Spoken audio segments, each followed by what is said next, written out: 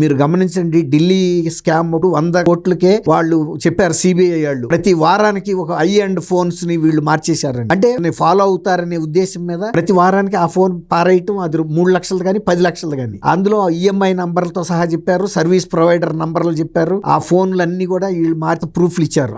వీళ్ళు వీటన్నిటికీ అతీతంగా అసలు వీళ్ళు టెక్నాలజీయే ఐ అండ్ టెక్నాలజీ వాడారు. అసలు ఎటువంటి పరిస్థితుల్లో ఎవరికి తెలియదు. రెండోది, ప్రతి 5-6 రోజులకు ఒకసారి ఈ వ్యవస్థలో ఉన్న డబ్బు ఎక్కడైతే ఉందో, అంటే పైప్ లైన్ లో ఉన్న డబ్బు అంతా కూడా ఎండకు వచ్చేసేయాలి, ప్యాలెస్కి వెళ్ళిపోవాలి. ప్రతి రైస్ మిల్లులు కనుక క్లీన్ చేస్తారు చూసారా, అంటే మీరు పల్లెటూరులో పుట్టలేదు కాబట్టి మీకు తెలియదు. రైస్ మిల్లు ఒక రైతు తెచ్చిన రైస్ పోసేసి ఆడిన తర్వాత అదంతా కూడా మళ్ళీ క్లీన్ గా అయిపోయిన తర్వాత మళ్ళీ రెండో వాళ్ళే పోస్తారు. అట్లాగే ప్రతి 5 రోజులకు ఒకసారి మొత్తం పైప్ లైన్ లో ఎక్కడ ఏమి మిగలకూడదు, బకాయిలు అంతా క్లీన్ అయిపోతా ఉండాలి. అంటే ఏంటంటే ఇది పెద్ద కుంభకోణం కాబట్టి ఎప్పటికప్పుడు పిల్లి గనక ఎలుకని తిని మూతి తుడిచేసుకుంటది, క్లీన్ గా ఉంటుంది. చూసేవాడు ఎవడో ఇంత ముందు ఎలుకని తిందనుకోరు. అట్లాంటి ఒక టెక్నాలజీ, అంటే మోడస్ ఆపరండి వాడారు వీళ్ళు.